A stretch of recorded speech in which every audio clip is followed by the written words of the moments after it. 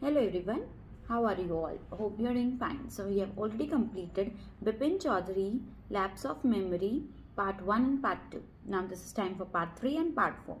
So let us recall what we have studied in Part 1. So in Part 1 we have studied that Bipin Babu was working in a firm and he was very hard worker and he doesn't like to spend his time idle, so he used to read books, and every time after work he used to grab one book from the bookstore. So there he met a stranger, and that stranger told him that we went together to Rachi. But Bipin Babu has no memory when he went to Rachi. He know that several times he made a plan to go to Rachi, but every time in the end it got cancelled. But still he was so sure about that stranger was so sure about Bipin Babu, but Bipin Babu was kind of confused and muddle-headed. So let us further read what happened to Bipin Babu and that stranger. Does he really went to Ranchi or it was just a joke? Let us read further. After lunchtime, Bipin Babu realized that he couldn't possibly carry on sitting at his desk and working. This had never happened in 25 years he had been with the firm. He had a reputation for being a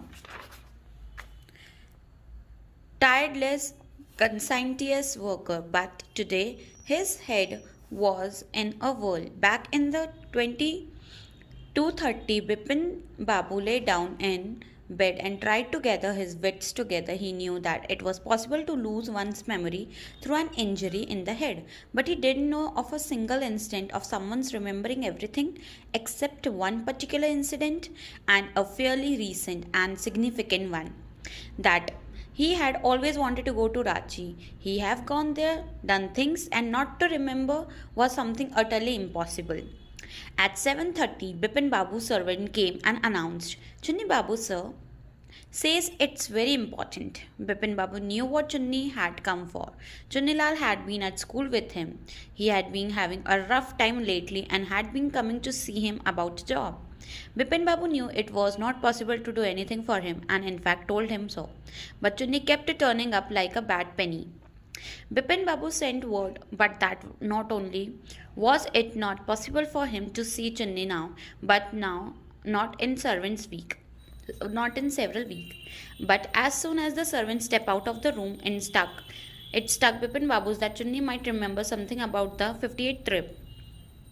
There was no harm in asking him. Bipin Babu hurried down the stairs and into the living room. Chunni was about to leave, but seeing Bipin Babu appear, he turned round hopefully. Bipin Babu didn't hear about the bush.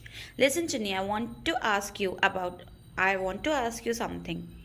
You have a good memory, and you have been seeing me off and on for a long time. Just throw your mind back and tell me, did I go to Ranchi in 58? Chunni said 58. It must have been 58, or was it 59?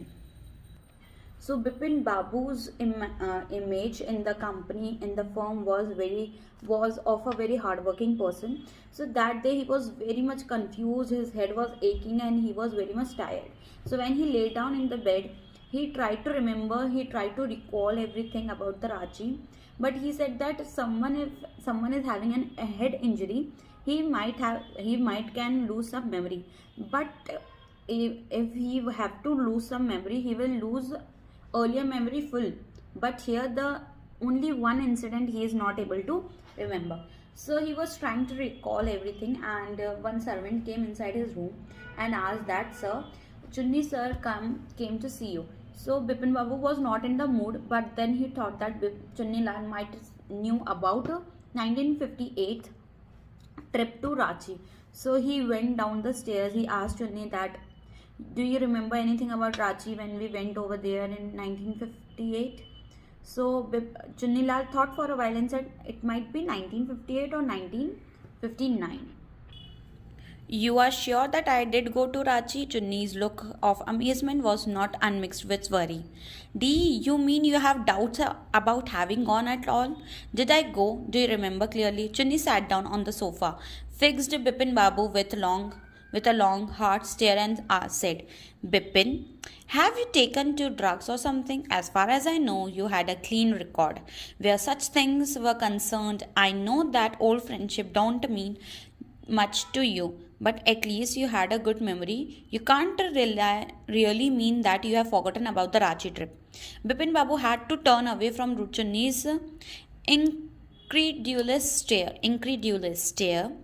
Do you remember what my last job was? Asked Chunila. Of course, you worked in a travel agency. You remember that, and you don't remember that it was I who fixed up your railway booking for Ranchi. I went to the station to see you off.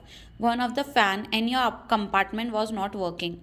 I got an electrician to fix it. Have you forgotten everything? Whatever it's the matter to you matter with you, you don't look too well. You know, Bipin signed and shook his head. I have been working too hard, he said at last.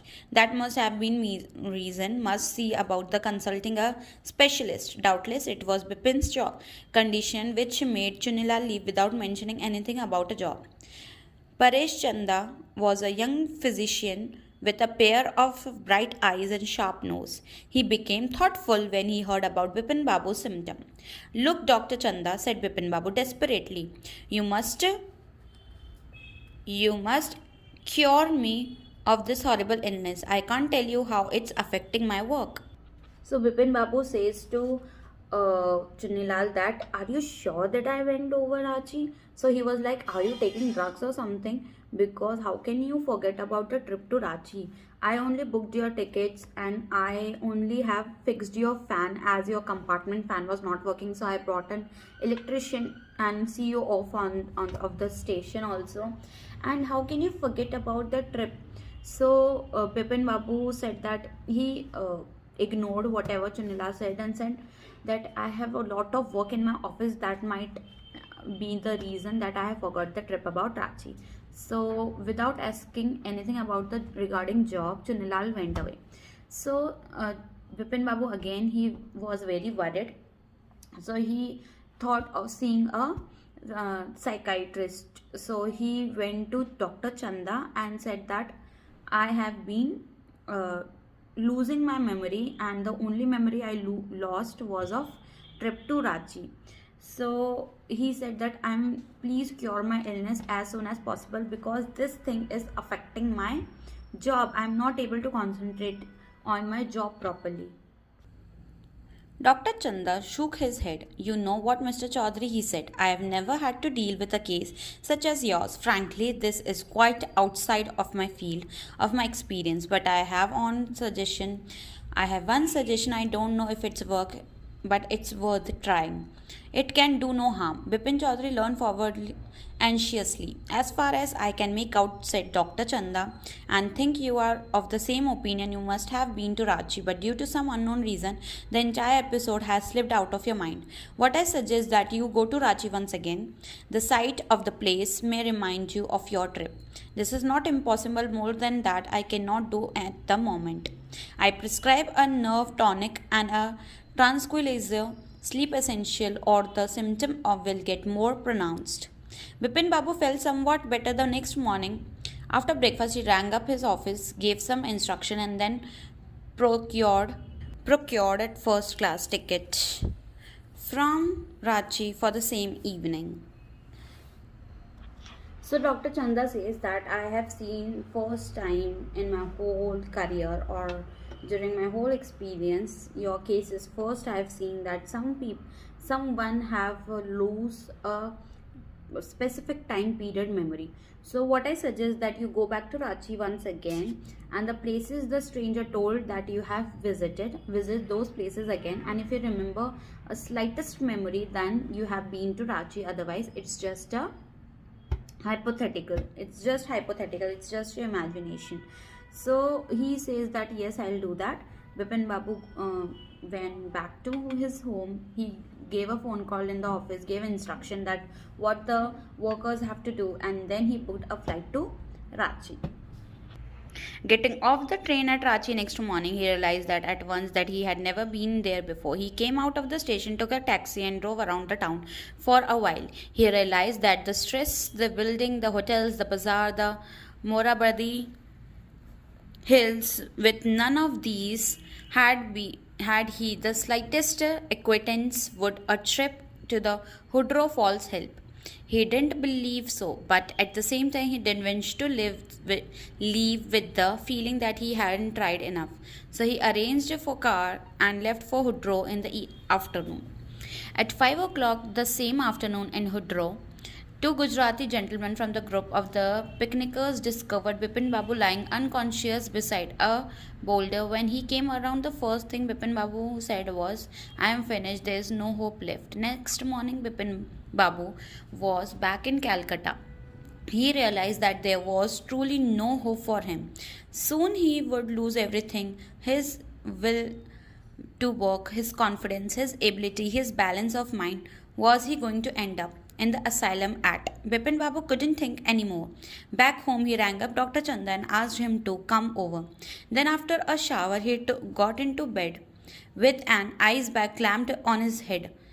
Just then, the servant brought him a letter which someone had left in the letter box. A greenish envelope with his name in the red ink on it. Above the name, it said urgent and confidential. In spite of his condition, Bipin Babu had a feeling that he brought to go through the letter. He tore open the envelope and took out the letter. This is what he read.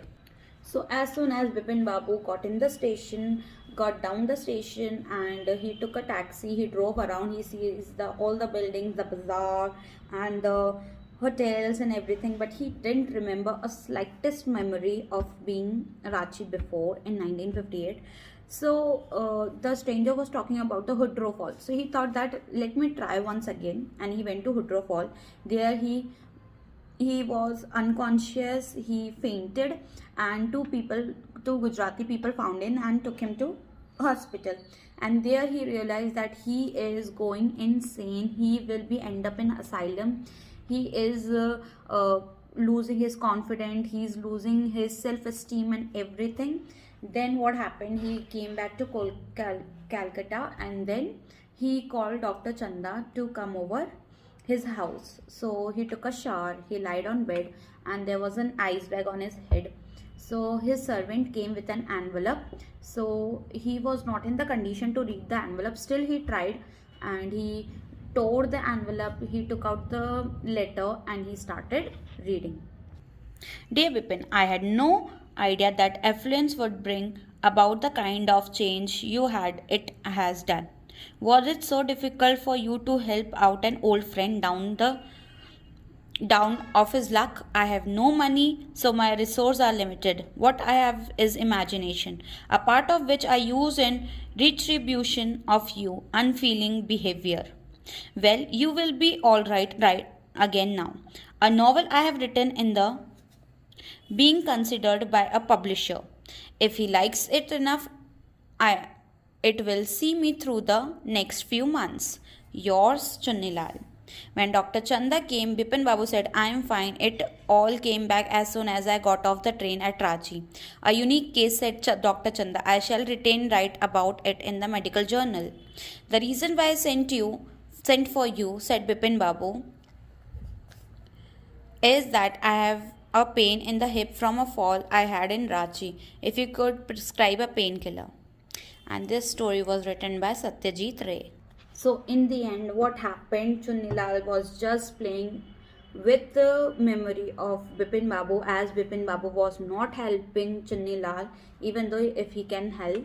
So he says that I have put something in your mind, and I have written a novel also. I don't need your help.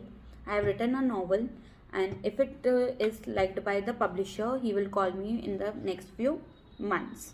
So as soon as Dr. Chanda came to Bipin's house, Bipin Choudhary says that I am absolutely fine. As soon as I get down in Ranchi, my whole memory came. So Dr. Chanda says that I'm going to write this down in the medical journal, and it is a big achievement for me. So Bipin says that I have called you, that when I fall down, I got a injury in my hip and it's paining. So kindly prescribe me a painkiller for it. So this was a beautiful chapter written by Satyajit Ray, and he is an Indian writer. So it was a beautiful lesson. So you have to go through the lesson, learn the question answers, complete your classwork copy, and don't forget to write the word meaning in your classwork copy. Hope you have understood the lesson. Thank you.